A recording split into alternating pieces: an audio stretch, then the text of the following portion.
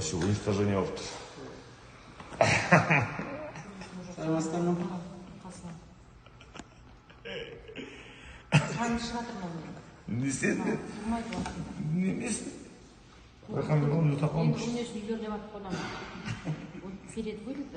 Поездка вот бізде үйге барам, отырып алам үйге барам.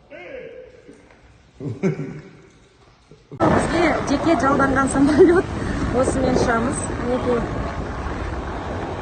Кетіп барамыз. Юрий Геннадьевич.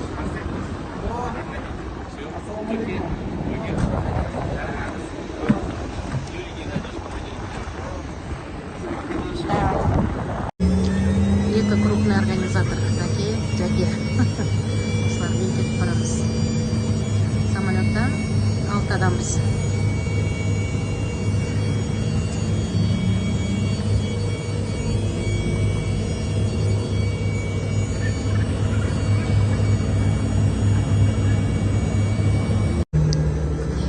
Чартерный рейс был.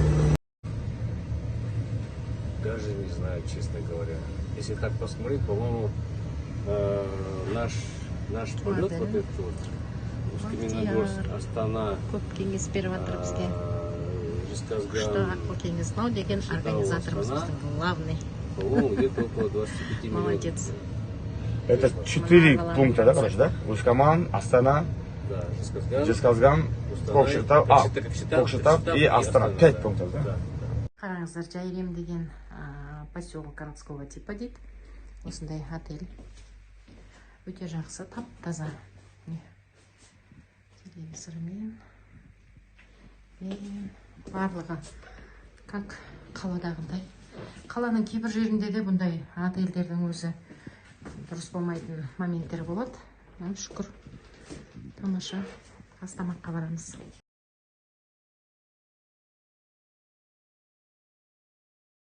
Бұл жерде Арғынмен Андрей выступает. Сюда. Тамақ. Все, сейчас вверх. Кеттік. Тамаққа кеттік.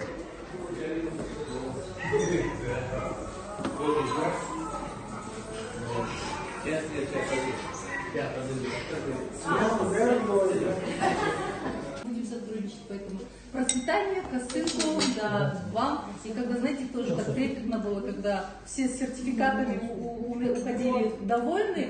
То есть дело тут не в том, что материально, а в том, что люди заинтересованы, замотивированы, да, результатом своей работы. Вот это вот было очень трепетно и важно. Костынка, ва. В принципе, как ты сказала, да, ты ничего не добавишь. Нет, она действительно Вообще молодцы. это действительно раз в год такая возможность, когда любой человек, любой должности, начиная от слесаря, сантехника, заканчивая там начальником какого-нибудь управления или отдела, они получают награду из рук председателя управления. Это действительно раз в год, это очень большая мотивация, при том, что председатель управления новый, и многие работники вообще первый раз его видят. Да. Поэтому очень большая мотивация, очень большая, ну как сказать, награда. На весь поселок они со сцены вот так получили награду.